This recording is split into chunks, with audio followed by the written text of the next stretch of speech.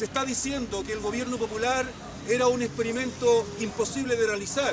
Se está diciendo que el país estaba en una gran catástrofe, que era a la que nos había llevado ese gobierno. Nosotros tenemos que recordar que el primer año de gobierno fue absolutamente exitoso para Salvador Allende y la Unidad Popular, que en el resto del mundo estaban encantados y maravillados con este experimento de vía al socialismo sin dictadura del proletariado y a través de los canales de la democracia liberal burguesa. Era impecable el proceso.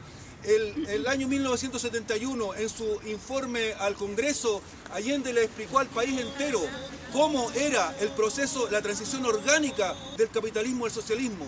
Y eso era muy claro que se hacía en democracia, se hacía con una participación de toda la sociedad, se hacía en forma impecable, y por eso que todos los observadores del mundo estaban sumamente atentos a este proceso, porque si resultaba en Chile podía abrir las puertas para transformar las sociedades en el mundo entero sin tener que recurrir a una acción violenta, que era una de las alternativas que había de hacer la revolución, ¿cierto? Y no tenemos que olvidar que durante el año 1972, si ustedes revisan la prensa, los medios de 1972, el 1 de enero del 72, los medios populares cómo informaban de ese año nuevo y cómo la gente decía: este es el año, compañero, mira cómo se está concretando, tenemos una tremenda esperanza de tener una sociedad democrática. Y que en 1972, producto de demandas sectoriales, un gremio como los camioneros en octubre, y ya sabemos que fue financiado por Estados Unidos, hace un paro de 40 días que detiene al país desde el punto de vista económico y productivo, la distribución de los alimentos. Y ese paro generó un tremendo caos, y entonces la gente recuerda que había caos, ¿cierto? Entonces decía que el gobierno de Allende era el culpable de ese caos. Pero ¿qué pasa en un país como Chile, que tiene una vía longitudinal, si los camioneros del país se paran y no llegan los productos? Entonces, ¿qué hizo el pueblo? ¿Qué hicieron los trabajadores? Resistieron durante 40 días, dieron una tremenda pelea y se empezó a conformar un poder popular. Y en ese sentido, la meta era llegar para la derecha a las elecciones del 73, de marzo del 73, las parlamentarias, en donde el gobierno había seguido aumentando su apoyo. ¿Y qué pasó en esas elecciones? El pueblo obtuvo un tremendo triunfo y una tremenda perspectiva para la vida socialista chilena. Entonces, ¿qué hicieron los reaccionarios? Empezaron a matar gente en el campo que estaba haciendo la reforma agraria, y luego, ya en agosto, septiembre, empezaron a detener a los militares que eran constitucionalistas, empezaron a torturar a militares constitucionalistas.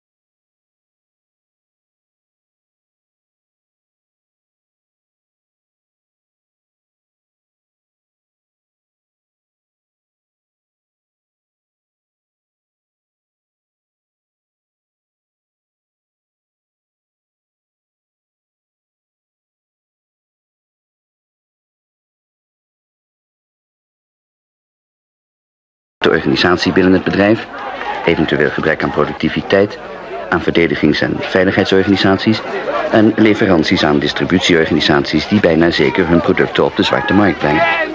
Salvador Allende is juist daarom leider van een volksregering, omdat hij met het volk is. Het helpt bij het politiek bewust worden en het oplossen van zijn eigen problemen.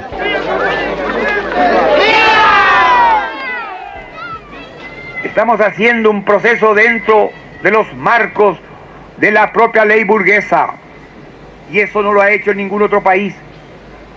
Pero como compensación a ello, sin costo social, sin drama, sin enfrentamiento, sin sangre, este gobierno combatido, denostado, calumniado, a este gobierno a quien se ha tenido la desvergüenza de decir que es una dictadura, en este país donde hay una democracia que la usan hasta para conspirar, en este país donde la libertad de prensa no tiene paralelo y parangón. En este país realizamos un proceso teniendo un Congreso con mayoría en contra, donde se esteriliza el esfuerzo de los parlamentarios populares, defendiendo los proyectos o haciendo las mejores intervenciones, porque se define con votos. En donde el Poder Judicial es autónomo y se aplican leyes que, como el Código Civil, tienen 100 años. Pero, compañeros, los trabajadores que son gobierno, porque hay algo que hay que entender definitivamente: los trabajadores no participan, son el gobierno. Son el gobierno a través de los partidos de la pequeña burguesía y los partidos de clase, a través de la Central Única de Trabajadores, que está representada por 2 ministros. Los trabajadores tienen que entender que un país no puede progresar sino produciendo más.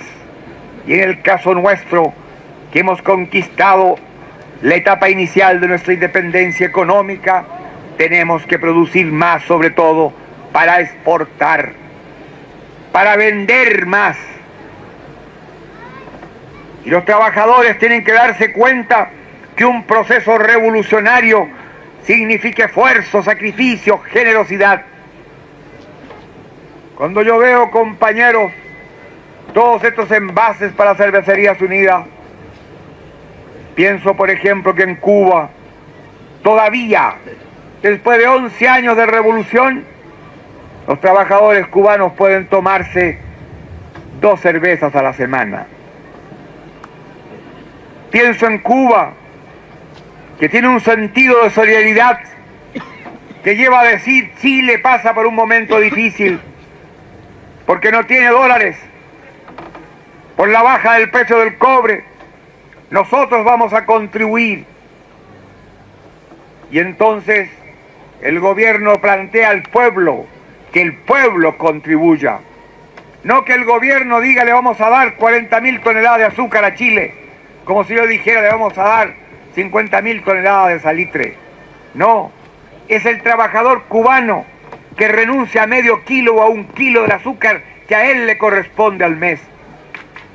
Eso sí que es solidaridad.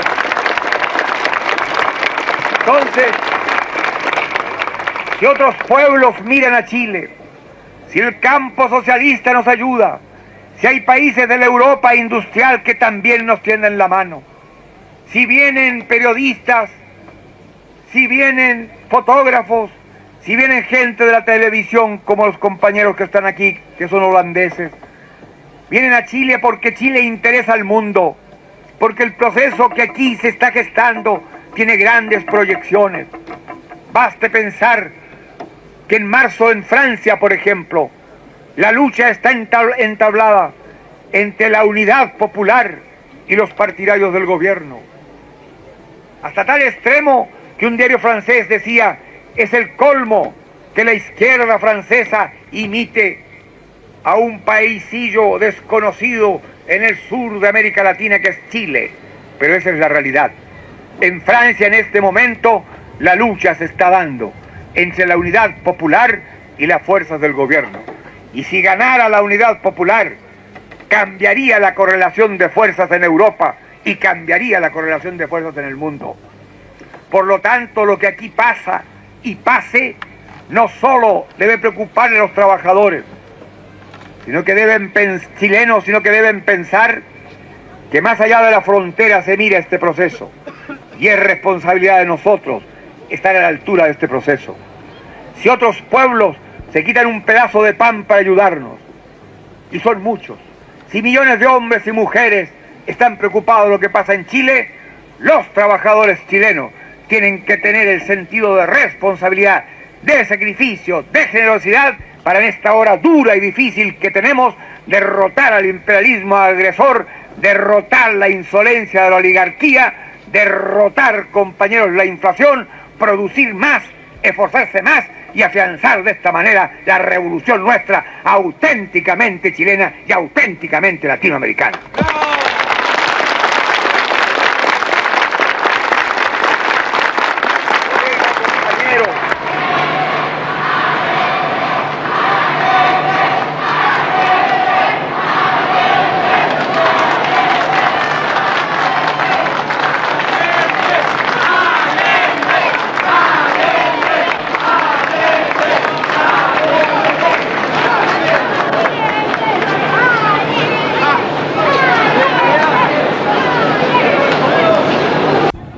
Yo diría que el papel de la prensa en un proceso revolucionario en general debe plantear las nuevas tareas y los nuevos valores que esa sociedad quiere construir.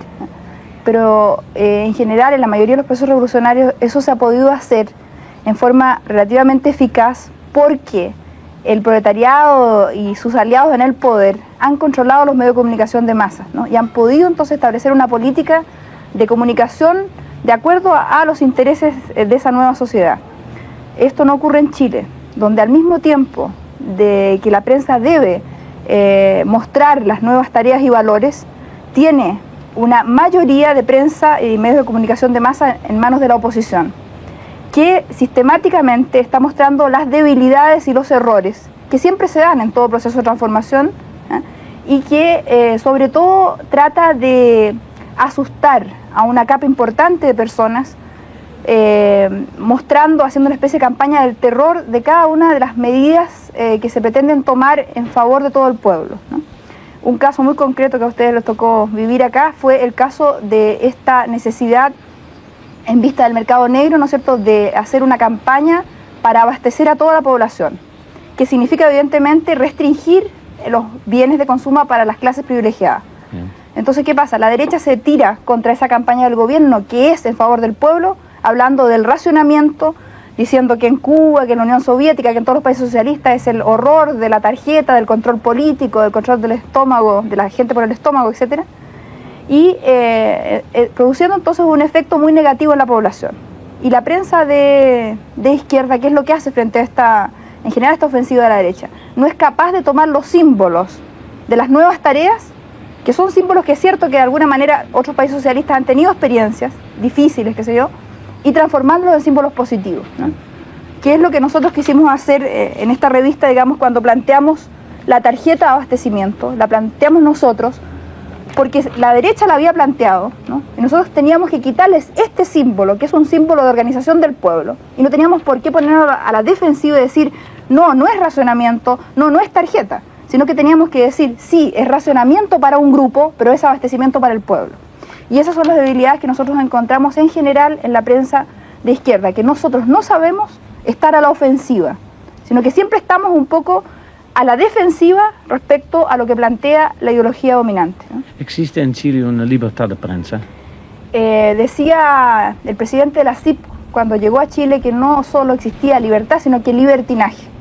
Es uno de los países donde existe una mayor libertad de prensa en el sentido burgués, digamos, porque yo considero que no existe libertad de prensa para el pueblo, probablemente tal, porque las organizaciones populares no tienen los medios de comunicación que necesitan, y son la mayoría del pueblo. Y en cambio sí, grupos privilegiados, minorías o partidos bastante minoritarios tienen muchas posibilidades de propaganda de sus ideas, ¿no?